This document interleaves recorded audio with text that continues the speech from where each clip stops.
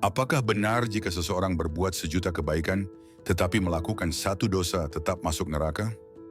Bayangkan, seseorang yang selama hidupnya melakukan banyak kebaikan, dia suka menolong, suka memberi dan jujur, lalu orang itu melakukan satu dosa. Apakah orang itu layak masuk neraka? Jika demikian, apakah Tuhan adil? Apakah ada orang yang tidak pernah berbuat dosa? Mari kita bahas menurut iman Kristen, tonton sampai habis, agar kamu paham. Mengapa dosa begitu serius? Dalam iman Kristen, dosa bukan sekedar kesalahan kecil. Dosa adalah pelanggaran terhadap kekudusan Allah. Dalam Roma 6 ayat 23 dikatakan, upah dosa adalah maut. Bahkan satu dosa pun cukup untuk memisahkan kita dari Allah yang kudus. Sebagaimana Adam dan Hawa diusir dari Taman Eden hanya oleh satu ketidaktaatan. Seperti setetes racun dalam segelas air jernih, satu dosa mencemari seluruh keberadaan kita. Oleh karena itu, dosa tidak bisa dianggap enteng. Dosa adalah dosa, bukan masalah besar atau kecil dosanya.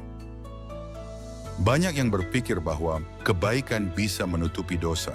Namun, di dalam Efesus 2 ayat 8 dan 9 menegaskan bahwa keselamatan adalah anugerah, bukan hasil usaha kita.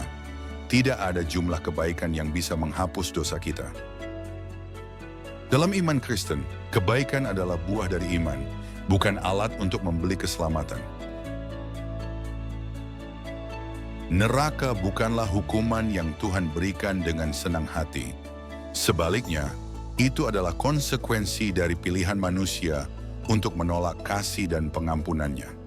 Dalam Yohanes 3 ayat 16 dikatakan, karena begitu besar kasih Allah akan dunia ini, sehingga Ia telah mengaruniakan anaknya yang tunggal, supaya setiap orang yang percaya kepadanya tidak binasa, melainkan beroleh hidup yang kekal.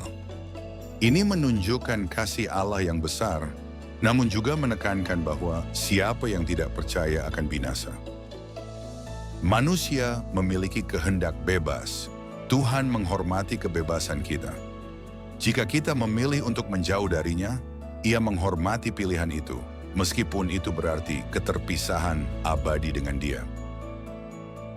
Kabar baiknya, Allah menyediakan jalan keselamatan melalui Yesus Kristus. Pengorbanan Yesus di kayu salib adalah untuk membayar lunas hutang dosa manusia. Dalam Yohanes 14 ayat 6, Yesus berkata, Akulah jalan, kebenaran, dan hidup. Tidak seorang pun datang kepada Bapa kalau tidak melalui aku.